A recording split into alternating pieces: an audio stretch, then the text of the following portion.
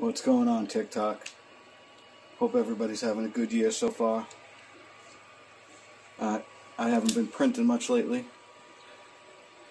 Tonight I went through and unclogged some printers, got everything reorganized, got everything back online.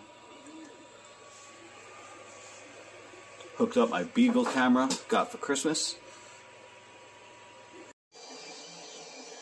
Right now, for the first time in a long time, I have all 7 FDM printers running. My CR10, Ender 3,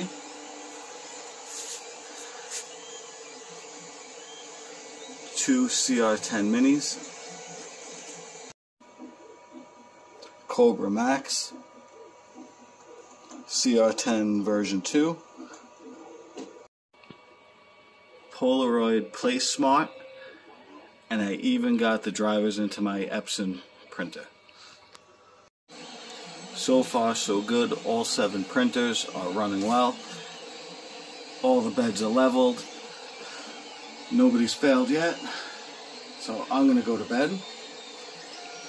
If you want to take a guess on how many fails I'm going to have, I'm going to guess 2. And in case you're wondering what I'm printing,